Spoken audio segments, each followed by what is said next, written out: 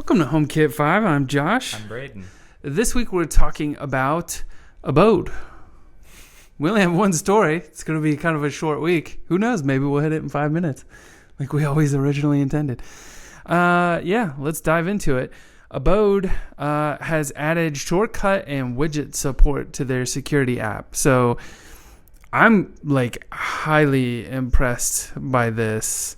There's pretty deep integration. You can use shortcuts now to pull out device status. You can manage the alarm. You can run quick actions, and you can set the system mode that it's currently running. So there's a lot you can do here.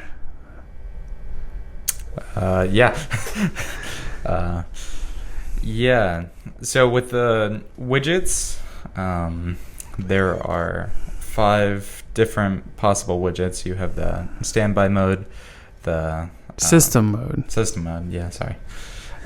The device status of, I assume that's not just It looks like you can pull any sensor maybe. Yeah. Which is kind of cool. And do a widget. Yeah. And then you can have the camera images from the base station, and you can have the 3 different possible sizes with those. Yeah. This feels awesome. I want to see more HomeKit stuff, embracing the ecosystem kind of like this. Mm-hmm. I think this is amazing. So kudos to Abode. Yes. All right. So since it's a short week, we thought we'd also add another topic here, which is what's your favorite HomeKit device? And it probably has to be something we've installed here, because obviously we can't have a favorite device that we haven't used yet. Yes. I mean, I guess I could say the VocoLink might be mine, the air purifier, but conceptually, yes. Yeah, we don't have it yet. I'd say mine is probably the I just forgot the name of the company, the doorbell that we have. Logitech, the Logitech doorbell. Yeah, I mean, when that first came out, that kind of just dropped out of nowhere, but yeah. I think the reason I like it is because it allows you to power it from an existing doorbell power supply. Yeah. And it will ring an existing doorbell chime. Yeah. So you don't have to add all these wireless chime components and stuff. You can basically at any house with a doorbell, you can just rip it out and put this in. Yeah. Yeah, which is nice. I would agree that's a great device. I don't think it's my favorite device, but I think it's got a lot going for it, right? With the HomePod integration where it chimes and it'll tell you, if it recognizes the face, it'll tell you. That's kind of cool. Yeah. And the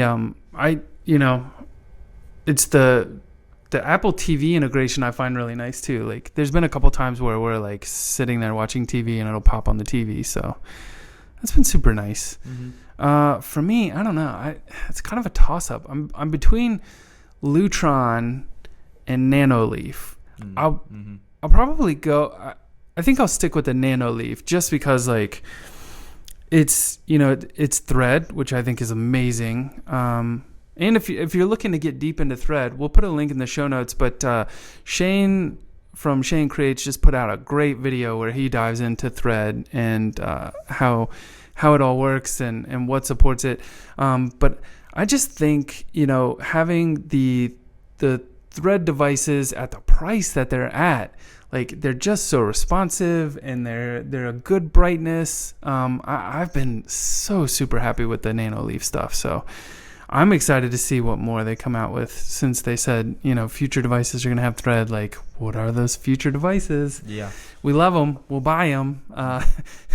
And if you're not aware, the Nanoleaf stuff is impossible to find still. So we've got I saw them on. I was able to snag 6 bulbs. That's all I was able to get. Mm-hmm. And we still have the LED strip to install. I think we'll put it back here to kind of give us some backlighting behind us. It's just so bright, That stuff's awesome. Yeah. Big fan of that. Biggest loser. Like, what's maybe the one thing you've not liked? And it doesn't have to be this house, right? Like, just something we've installed that you've not been a fan of.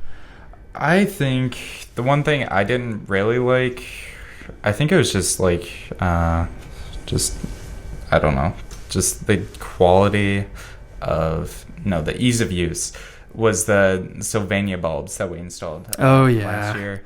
Yeah. Like, those just were not, like, very HomeKit friendly. I mean, they integrated pretty okay, but, like, what we were trying to do. I think the challenge was the Bluetooth was always my suspicion. I don't know. Anything that's just purely Bluetooth, like, there's a ranking in my mind of, like, how good something is. And, like, Bluetooth is going to put you at the bottom of that list. Wi-Fi is, like, a step up from that. Mm-hmm. And then you have, like, Zigbee and, you know, custom RF signal ranges for Lutron or Abode. Mm-hmm. And then, like, above that, the gold standard in my mind going forward is going to be Thread at this point. So anything that has Thread. So looking forward to a lot of the Eve stuff and the Nano Leaf stuff. And I don't know, hopefully we see more stuff drop this year. Yeah, I'd love to see that Apple TV.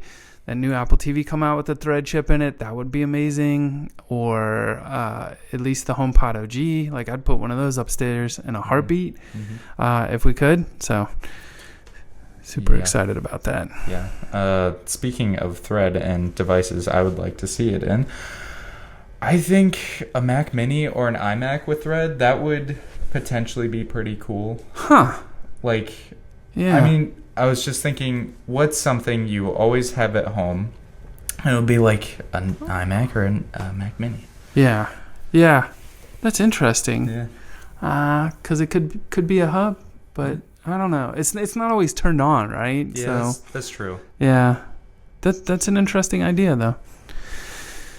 All right, well, that's all we have this week. Thanks for watching, listening, whatever you're doing. We appreciate it.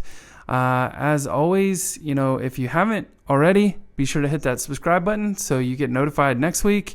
And if you're on YouTube, be sure to hit that bell so that it'll pop on your screen if you really want to know when we put these out. And in the comments, let us know what's your favorite HomeKit device.